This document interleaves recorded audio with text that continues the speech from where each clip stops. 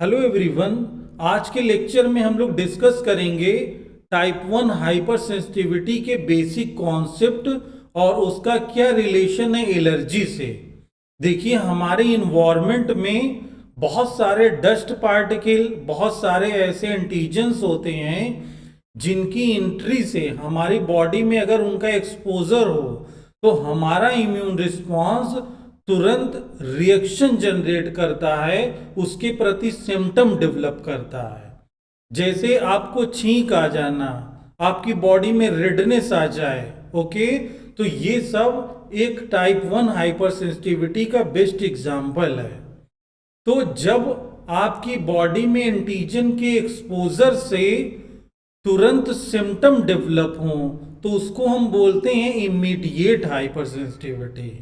Okay, अगर आपकी body में एंटीजन का एक्सपोजर हो रहा है, रिएक्शन या सिम्टम 24 घंटे के बाद डेवलप हो रहे हैं, तो उसको हम डिलेड टाइप हाइपर सेंसिटिविटी कहते हैं, यानी सिम्टम डिले दिख रहा है। तो इसका बेस्ट एग्जाम्पल है माइकोबैक्टीरियम ट्यूबरकुलोसिस के केस में ट्यूबरकुलिन स्किन टेस्ट।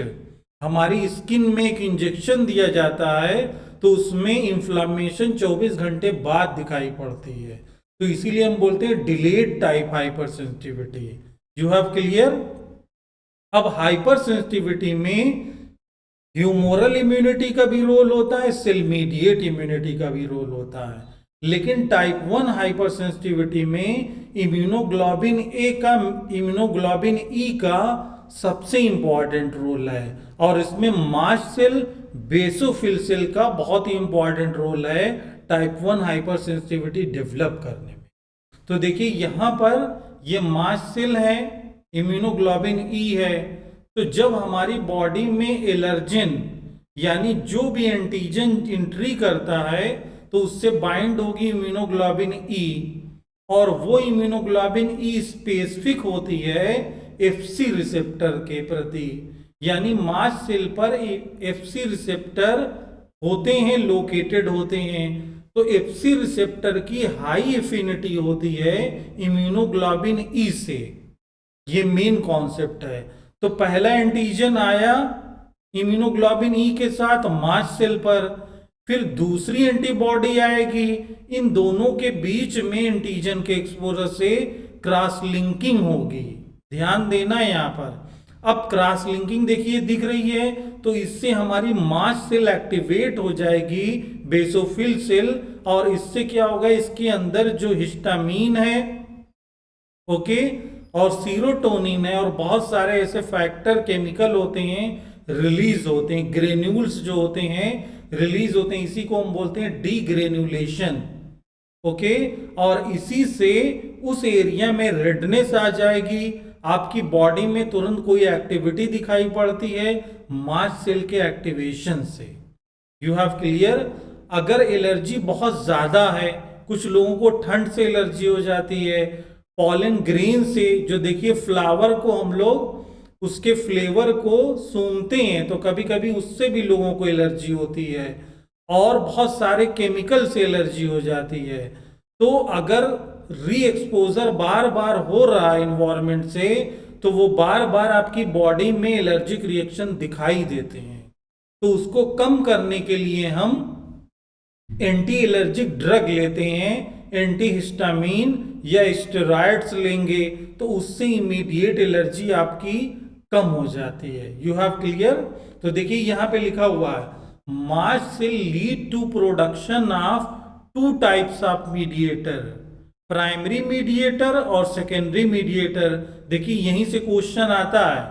तो जब प्राइमरी मीडिएटर रिलीज होंगे तो हमारी बॉडी में होगा क्या, these mediator initiate acute inflammatory reaction, smooth muscles construction, vascular permeability, okay, extravasation।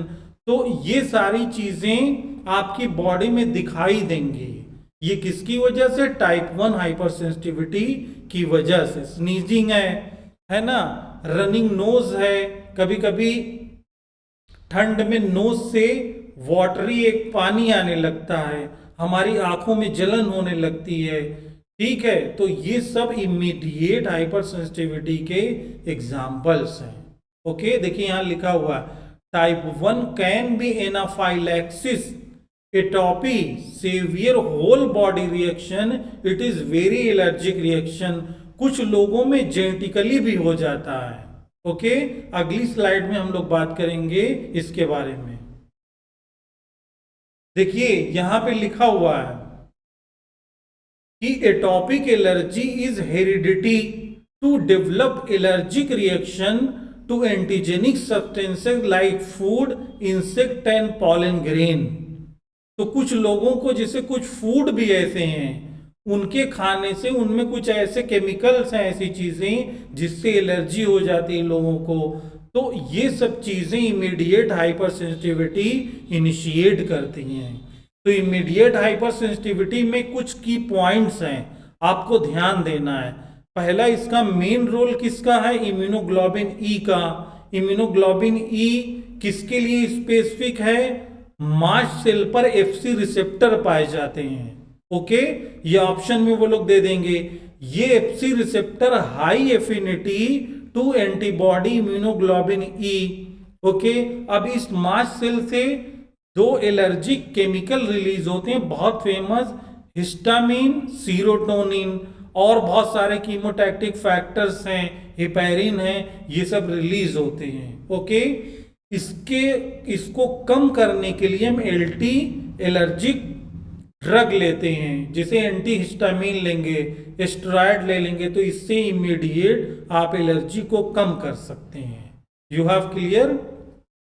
तो ये बहुत ही इंटरेस्टिंग टॉपिक है, आपकी लाइफ से रिलेटेड है, और आपको अवेयर भी रहना है एलर्जी के प्रति कि जिन चीजों से आपकी बॉडी में ऐसे सिम्टम या रोग के लक्षण डेवलप होते हो या आपकी फैमिली में, तो उनको अवेयर रहना है, ऐसी चीजों को अवॉइड करना है जिससे आपकी बॉडी में एलर्जी होती हो। ओके, तो ये बहुत इजी टॉपिक है लेकिन बहुत इंपॉर्टेंट है। इसके करेक्ट जो कैरेक्टर हैं उनसे मैचिंग के क्वेश्चन बना दिए जाते हैं, तो बहुत अच्छे से प्रिपेयर करिए।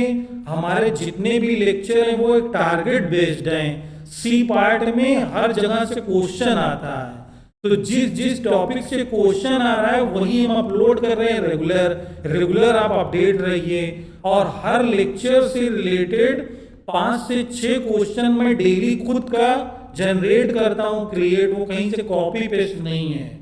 जैसे एग्जाम में एग्जामिनर नए क्वेश्चन क्रिएट करते हैं। ओके, तो हमारे लेक्चर को लाइक करें, शेयर करें, चैनल को सब्सक्राइब करें लोगों की हेल्प के लिए, for nation sustainable development. Thank you.